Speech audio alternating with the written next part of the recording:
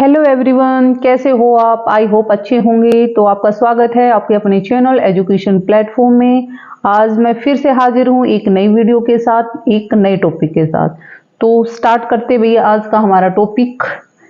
कल आइडियोलॉजी का first topic था या चैप्टर बोलो लिबरलिज्म, और आज है भैया सेकंड कंजर्वेटिज्म यानी रूढ़िवाद भाई। तो स्टार्ट करते हैं भाई। हमारा आज का टॉपिक है कंजर्वेटिज्म, सेकंड आइडियोलॉजी में सेकंड पॉलिटिकल थ्योरी के टॉपिक है ये। तो भाई क्या होता है कंजर्वेटिज्म और यानी क्या होता है रूढ़िवाद भाई? रूढ़िवादी लोग वो होते हैं जो हमारी जो पहले की परंपराएं होती थी ना, ट्रेडिशनल होते थे हमारे रीति रिवाज, हमारे कस्टम, हमारे मोरल्स वैल्यूज, उनको भी ये प्रिजर्व करके रखना चाहते, प्रोटेक्ट करके रखना चाहते। ये कह रहे कि आजकल जो मॉडर्न जमाना आ गया ना, तो ये हमारे जो वैल्यूज हो रहे हैं ना, ये भाई हमसे दूर होते जा रहे हैं। तो इनको ये प्रोटेक्ट करके रखना चाहते हैं कि भाई इनको प्रोटेक्ट करो। हमारे कल्चर्स भी चेंज हो गए, हमारे जो मोरलिटी वो मतलब सब कुछ चेंजेस आता जा रहा है भाई। तो ये कह रहा है कि भाई उन जो पीछे के हमारे एक्सपीरियंस है ना, उन पे विश्वास रखो भी। आने वाले जो हमें देखा ही नहीं उस पे विश्वास मत करो, क्योंकि हिस्ट्री पे बिलीव करते हैं भाई। तो हिस्ट्री से हमें पता चल जाता है क्या सही है क्या गलत है, क्या आजमाया तो वो सही नहीं रहा, और आगे आजमाएंगे तो उसमें रिस्क हो सकता है भाई। तो ये कहते हैं भी कंजर्वेटिज्म वाले। मेन इनकी वही है भाई, ये किस पे बिलीव करते हैं? एक्सपीरियंस पे। जो हमारी ट्रेडिशनल परंपराएं हैं, हमारे कस्टम रीति रिवाज है, जो हमारे मोरल बिलीफ है यानी नैतिक विश्वास, इन पे बिलीव करते हैं। इनको भाई प्रिजर्व करके रखना चाहते हैं भाई। इनको तुम ये हमारे लिए बहुत मोस्ट इम्पोर्टेंट है भाई हमारी सोसाइटी के लिए, क्योंकि ये नहीं रहेंगे तो हमारी सोसाइटी एकदम इनबैलेंस डिसबैलेंस हो जाएगी। जो मतलब वो प्रॉपर वे में नहीं रहेगी, मतलब हर चीज मतलब डगमगा जाएगी, कहने का मतलब ये। फिर सेकंड ये कहते हैं कि भाई कंजर्वेटिज्म वाले जो चेंजेस होते हैं ना, उनसे ये डरते हैं भाई। ये नहीं चाहते कि चेंजेस हों, ये चाहते हैं यदि चेंज आएंगे ना तो वही सोसाइटी में चेंज आएंगे तो हर व्यक्ति मतलब सोसाइटी का ऑर्डर भी डिसबैलेंस हो जाएगा, हर चीज मतलब बदल जाएगी। तो ये कहते हैं कि हमें नहीं चाहिए भी चेंजेस, हम अपने कल्चर और इसके साथ बहुत खुश हैं, तो हमें अपने कल्चर और रीति रिवाज के साथ रहने दो भाई। ये नए नए मॉडर्न जमाने वाले जो चेंजेस आ रहे हैं ना, हमें नहीं चाहिए भी। मतलब ये मतलब कहने का मतलब ये साइंस पे बिलीव नहीं करते, क्योंकि सारी चीजें किससे आ रही? साइंस से आ रही। तो ये नहीं चाहते कि भाई इतने इतने चेंजेस आए। सेकंड ये फ्रेंच रेवोल्यूशन जो 1789 में आया, इसको भी क्रिटिसाइज करते हैं भी, क्योंकि कहते हैं कि जो इसने एक ये आया था, ये रेवोल्यूशन आया था, इसने क्या कहते हैं जो मोनार्की है, राजतंत्र है, किंग का रूल है, उसको क्या कर दिया था भी? ओवर थ्रू कर दिया था, मतलब खत्म कर दिया था। तो ये इस बात से पता चला आपको, ये मतलब मोनार्की को चाहते थे, किंग का रूल चाहते थे। ठीक है, तो ये कहते हैं कि ये आने के बाद है ना, ये सब कुछ खत्म हो गया मोनार्की, और क्या आ गया? डेमोक्रेसी। मतलब कहने का मतलब तीन आइडियाज आए थे ना वहां से, लिबर्टी, इक्वालिटी और फ्रेटर्निटी यानी भाईचारा। तो ये शब्द वहीं से लिए गए हैं, और ये कहते हैं कि जनता फिर इनकी डिमांड करेगी, डिमांड करेगी तो वही जो डिसबैलेंस है वो क्या हो जाएगा? मतलब सोसाइटी में क्या आ जाएगा? डिसबैलेंस आ जाएगा भाई। सब डिमांड करेंगे फिर इन चीजों की, तो इसलिए क्रिटिसाइज करते हैं भाई। फिर कंजर्वेटिज्म के भी सबसे बड़े थिंकर बोले तो यही है भी, बुर्क भी, एडमंड बुर्क भी। इनकी मोस्ट इंपोर्टेंट बुक है भी रिफ्लेक्शंस और द रेवोल्यूशन इन फ्रांस भी 1790 में आई। और यही भी इस बुक में भी ये क्या करते हैं, जो फ्रेंच रेवोल्यूशन है ना उसको क्या करते हैं? क्रिटिसाइज करते हैं भाई। ये सबसे बड़े सपोर्टर हैं भाई कंजर्वेटिज्म के। फिर इसमें क्या कहते हैं बुर्क? राजतंत्र मोनार्की है ना, उसको क्या मानते हैं? अच्छा मानते हैं, मैंने अभी बताया था, क्योंकि उसमें क्या चल रहा था भाई, मतलब बैलेंस बना हुआ था, किंग ऑर्डर देता था उसके अकॉर्डिंग सब फॉलो कर रहे थे। तो मतलब जब बैलेंस बना हुआ था भाई, और ये जब ये थ्री आइडियोलॉजी आई ना, उससे सारा बैलेंस डगमगा गया भाई। कौन कह रहे हैं? ये कंजर्वेटिज्म वाले कहते हैं। जो थ्री आइडियाज आए थे ना, उससे सब कुछ क्या हो गया? डिसबैलेंस हो गया भाई, क्योंकि ये सोसाइटी में वही बात है, चेंजेस परिवर्तन नहीं चाहते भाई। ठीक है, तो ये की पॉइंट याद रख लेना कंजर्वेटिज्म वाले कि किस पे बिलीव करते हैं और ये चेंजेस चाहते हैं नहीं, क्योंकि ये ज्यादा स्टेटमेंट वाले क्वेश्चन आते हैं। इसमें से भी 3-4 क्वेश्चन दे देंगे, फिर ये कह देंगे ये भी चेंजेस चाहते हैं, तो वो एलिमिनेट कर देना बस। फिर ये कहते हैं किसी दौरान जो 19th सेंचुरी है उसमें क्या आया था भाई? लिबरलिज्म आया था, सोशलिज्म, और एक और आया था भाई ये दो ही हैं, फिर मैं बताऊंगी इसकी क्या स्टोरी थी। ये आइडियोलॉजी आई थी भाई 19th सेंचुरी में, जो सोसाइटी में परिवर्तन लाने की बात करती हैं, जो फ्रेंच रेवोल्यूशंस को क्या करती है, सपोर्ट करती है। ठीक है, तो क्या थी भाई, आप एक बार इंडिया की स्टोरी सुनाती हूँ, 5 मिनट की बात है, ज़्यादा टाइम नहीं लूंगी। आपको पता हो 1947 में जब हम इंडिपेंडेंट हुआ, हमारा देश आज़ाद हुआ, तो यहाँ से ब्रिटिश गए थे, तो हमारी जो इकोनॉमिक कंडीशन है ना, मतलब बहुत ज़्यादा ख़राब हो गई थी। तो सारी पावर उस टाइम आपको पता है, फिर बाद में गवर्नमेंट को लेनी पड़ी भी, हम कैसे संभालें। 5 प्लान्स चलाए भी ताकि इकोनॉमिक कंडीशन हमारी ठीक हो जाए। कभी एग्रीकल्चर पे फोकस किया, कभी इंडस्ट्री पे फोकस किया, लेकिन ये टाइम आता आता भाई 1990 तक हमारे देश की कंडीशन बहुत ज़्यादा ख़राब हो गई। हम ऐसे कहने को ऐसे कहते कि भाई हमारे खाने के लिए दाना भी नहीं बचा भी। तो उस टाइम पे है ना, उस टाइम पे ये आइडियोलॉजी अपनाई हुई कि एक तो देखो हम क्या करते थे कि भी किसी भी देश को भाई यहाँ पे हमारे यहाँ पे इंडस्ट्री मत खोल, मतलब इस टाइप के सारी बंदी से लगी हुई थी। तो उन्होंने 3 पॉलिसी अपनाई हुई, एक तो प्राइवेटाइजेशन और एक लिबरलाइजेशन और एक है ग्लोबलाइजेशन भी। इसमें क्या था, वही भाई सबको फ्री कर दो भाई, मार्केट को फ्री कर दो, सारे रास्ते खोल दो भाई, बाहर से विदेशी आए हमारे यहाँ पे इंडस्ट्री मतलब यहाँ पे खोले, हमें टैक्स दे, मतलब सारे इकोनॉमी का काम करे। और फिर सारी पावर किसके हाथों में थी, गवर्नमेंट के हाथों में थी। फिर ये कह दिया भी हाँ ये धीरे धीरे भी प्राइवेट के हाथों में भी होनी चाहिए, ताकि वो हमें टैक्स के थ्रू या कुछ थ्रू हमें पैसा दे। मतलब सारी चीज़ एक इकोनॉमिक ओपन इकोनॉमी कर दे भी, ताकि देश की जो कंडीशन इतनी खराब होगी ना, वो फिर एक प्लेटफॉर्म पे आ जाए भी। तो ये 3 आइडियोलॉजी अपनाई थी, फिर बहुत ज़्यादा इफेक्ट हुआ था भी, हमारी इकोनॉमी बहुत मतलब इसके बाद बहुत ऊंची गई है, नीचे नहीं आई है। तो ये 3 आइडियोलॉजी अपनाई थी। ठीक है, तो ये होती भी। फिर क्या होता है भी, कंजर्वेटिज्म वाले इन सभी आइडियोलॉजी के अगेंस्ट खड़े थे। ये वही बात है, ये नहीं चाहते, ये तो वही चाहते थे भी हमारा एग्रीकल्चर चलता रहे नॉर्मली, हम अपने कल्चर्स को फॉलो करते रहे। हमें नहीं भाई, क्योंकि ये पता था बाहर से यदि फॉरेन इंडस्ट्री आएंगी, ये आएंगी, तो फिर उनके अपने कल्चर भी साथ लेके आएंगी, और कल्चर लेके आएंगी तो उनका इफेक्ट हम पे पड़ेगा। और फिर यहाँ के जो यंगस्ट है वो क्या करेंगे, यंगर लोग उनको फॉलो करेंगे, जैसे कि उनके खान पान को फॉलो करेंगे, जो कि अभी देखा हमें पहले वालों को पता ही नहीं क्या होता था, पर ये बर्गर पिज्जा वगैरह अब फॉलो करें। पहले वाले सादे कपड़े पहनते थे, लुंगी धोती कुर्ता, लेडीज भी वो पहनती थी, घाघरा चोली पहनती थी या सूट ये पहनती थी। और अब देख लो, जहाँ पे इकोनॉमिक फायदा हुआ है, बाहर से इंडस्ट्रियाँ आई हैं, जैसे कि अभी ये देखो अमेजन फ्लिपकार्ट, ये क्या है, ये फॉरेन वाली हैं, ये हमें क्या दे रही है, हमें बेनिफिट दे रही है और खुद का भी बेनिफिट कमा रही है। तो कहने का मतलब ये चाहते थे कि ये बेनिफिट होगा ना इकोनॉमी, साथ साथ में हमारे कल्चर्स पे भी इफेक्ट डालेंगे भी। तो ये इसके अगेंस्ट थे, इसलिए कंजर्वेटिज्म वाले ये नहीं चाहते थे कि भी सोसाइटी में चेंज आए। वही भी ट्रेडिशनल डिसऑर्डर को क्या करना चाहते थे, हमारी परंपराओं को ये सेव करना चाहते थे, डिफेंड करते थे भाई, ये 3 आइडियोलॉजी नहीं आनी चाहिए, इसके अगेंस्ट थी। ठीक है, फिर ये इसके ट्रेडिशनल के की पॉइंट है भी, आप पढ़ लेना, मैं थोड़ा सा बता देती हूँ। ये भी परंपराओं के बारे में विचार करते थे, हमारे जो रीति रिवाज परंपराएं ट्रेडिशनल कस्टम जो रूढ़िवादी हैं क्या करते थे भी, प्रोटेक्ट करना चाहते थे।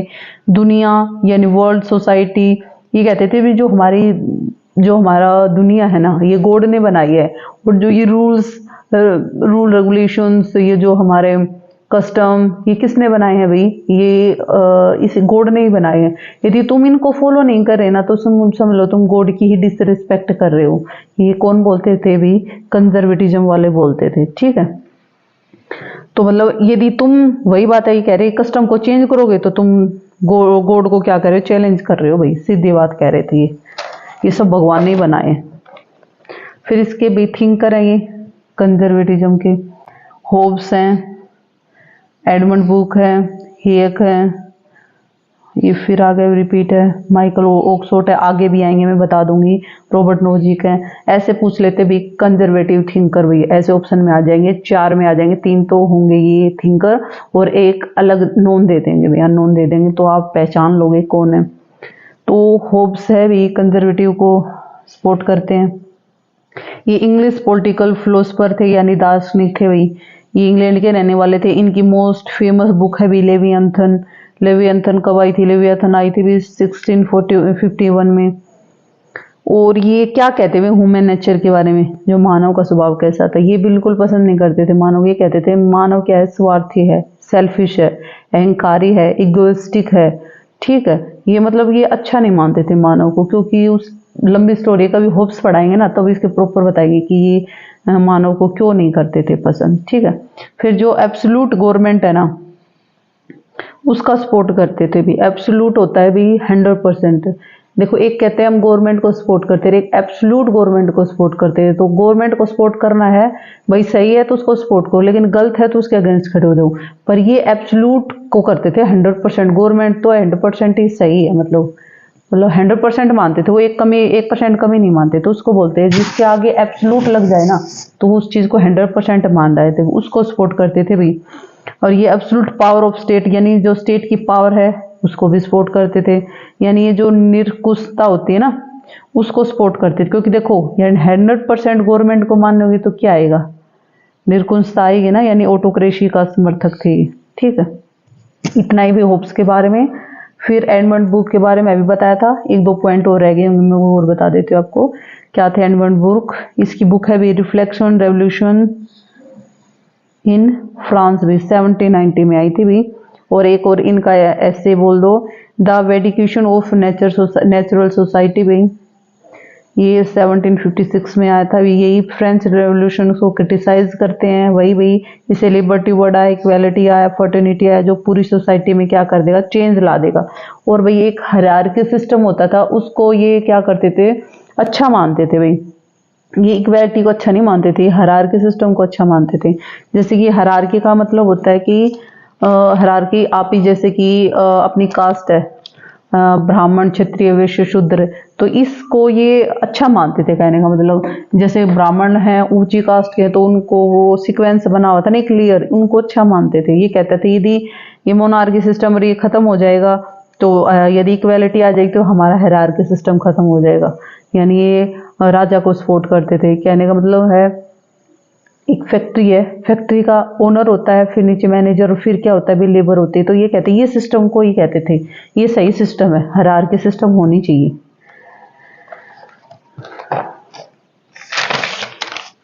ये कह रहा है कि ये नए नए चेंजेस ने हायरार्की सिस्टम को भी खत्म कर दिया भाई, जो कास्ट सिस्टम है उसको भी खत्म कर दिया भाई। तभी तो ये मतलब कास्ट सिस्टम को भी, कास्ट को जो चली आ रही है ना हमारे ट्रेडिशनल्स वो सही मानते हैं, वो सही बनाए हमारे पूर्वजों ने, ये कहते थे। फिर कह रहा है कि सोसाइटी का जो grounded in the traditional orders and hierarchy system को चेंज कर दिया भाई। कि किसने, वही भी जो ये भी नई मॉडर्निटीज हमारी साइंस को फॉलो करे ने, इसने क्या कर दिया, इन सब को क्या कर दिया, एकदम सिस्टम को चेंज कर दिया। तो इसको क्या करे, बचाना चाहते, प्रोटेक्ट करना चाहते, इसलिए ये आइडियोलॉजी आई भी। आइडियोलॉजी मैं बता चुकी, जो एक व्यक्ति अपनी थिंकिंग फॉलो करता है भी ये सही नहीं कर रहे, तो उसको फिर फॉलोअर्स वो ज़्यादा आ जाए और उसको फॉलो करने लगे तो वो आइडियोलॉजी बन जाती है आपकी। फिर कहते हैं बुर्क भी, जो ये रेवोल्यूशन है ना फ्रेंच अमेरिकन, वो एक दिन में चेंजेस चाहते हैं भी, एकदम सडनली चेंज कर दो भाई, सब कुछ फटाफट कर दो चेंजेस। ये चाहते हैं कि भाई सडन चेंज मत करो। ये बुर्क की भी स्टेटमेंट भी आप ध्यान रखना कि ये चाहते हैं कि मतलब एकदम सडनली चेंज मत करो, अचानक से मत करो भाई।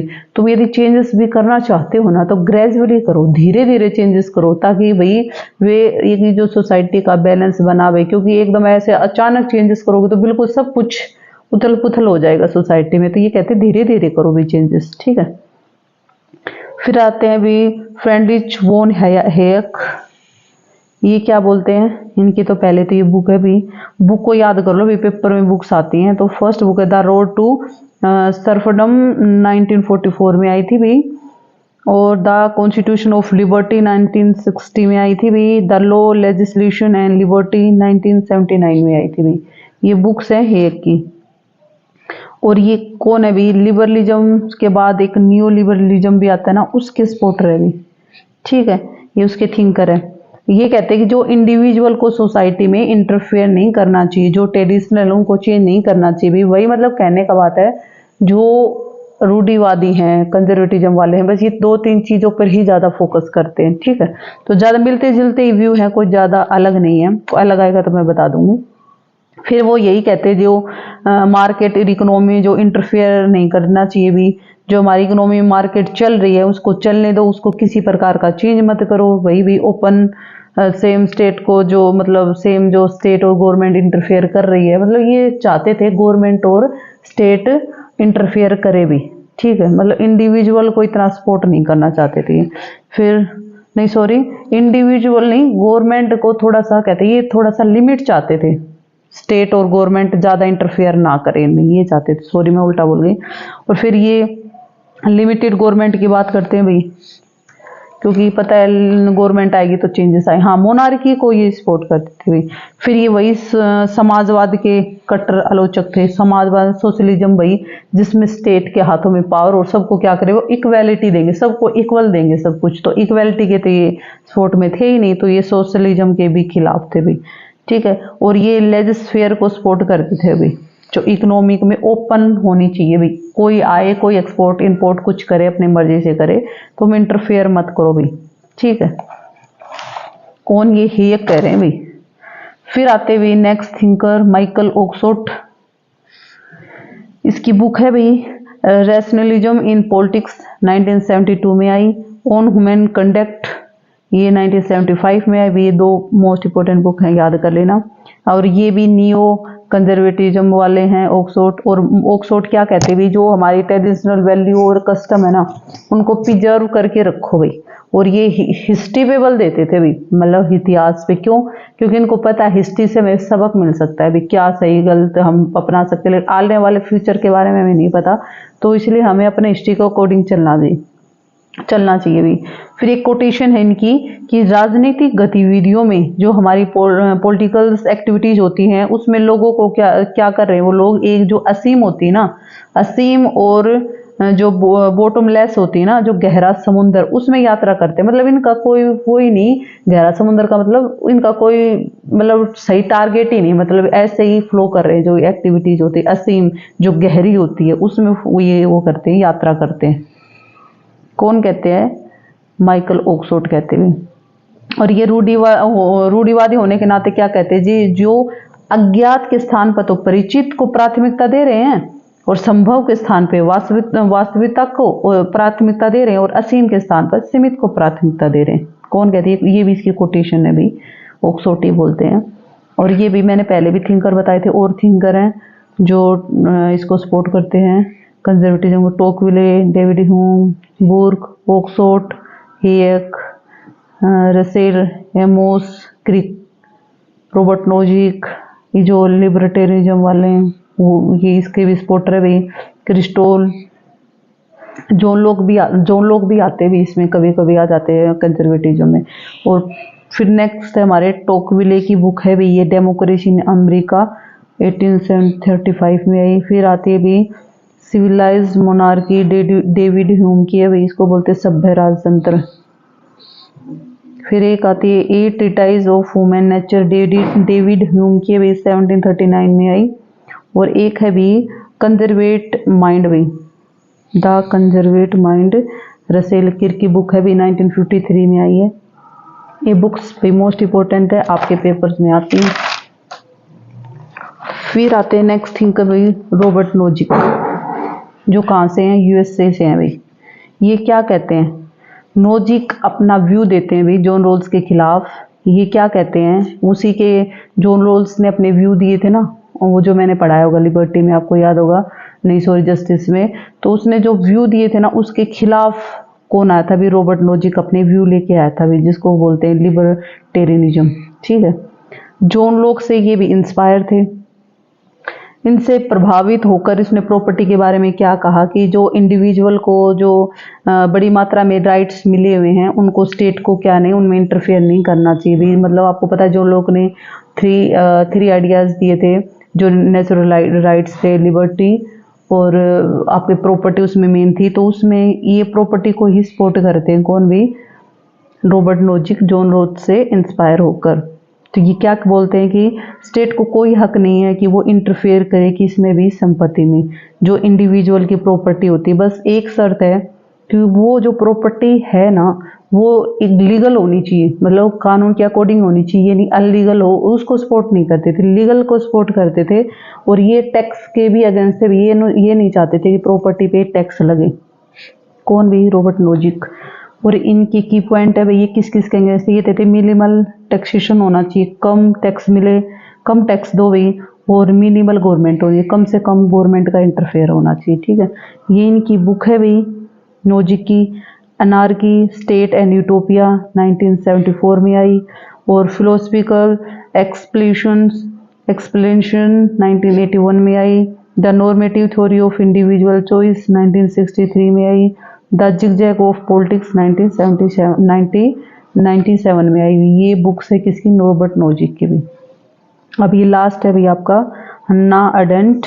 ये कौन है? ये जर्मन अमेरिकी फिलोसफर हैं, इतिहासकार हैं। इसकी बुक है भाई, मेन ज़्यादा बुक ही हैं, ये भी कंजर्वेटिव की सपोर्टर हैं, थिंकर हैं। फर्स्ट बुक है भाई द ओरिजिन्स ऑफ टोटलाइजिज्म 1951 में आई थी, द ह्यूमन कंडीशन 1958 में आई थी, और बिटवीन पास्ट एंड फ्यूचर ये कब आई थी? 1961 में, और ऑन रेवोल्यूशन 1953 में, और मोस्ट इम्पोर्टेंट यही है अभी ऑन वॉलेंस जो 1970 में आई थी भी। इसकी बुक्स याद कर लेना, हन्ना अरेंट की आती हुई उसमें पेपर में।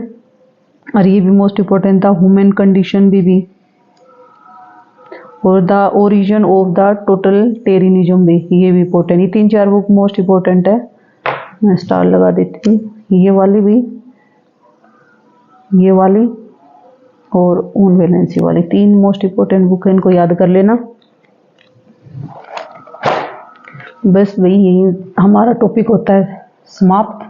आपको भी कोई डाउट हो तो आप कमेंट बॉक्स में लिखा करो, और नेक्स्ट वीडियो के लिए भी बताया करो। वैसे तो मैं सीक्वेंस में पढ़ा रही हूँ, यदि आपको सही लगे भाई मैम ये करवा दो, और भाई यदि एस्टेट के अकॉर्डिंग मुझे इन्फॉर्मेशन मिलेगी भाई क्या कौन सी डेट होगी, तो फिर भी मैं मैराथन भी लगाऊंगी, आपका रिवीजन भी लगाऊंगी। तो आप सपोर्ट करो, लाइक करो, शेयर करो और सब्सक्राइब करो। Okay bye.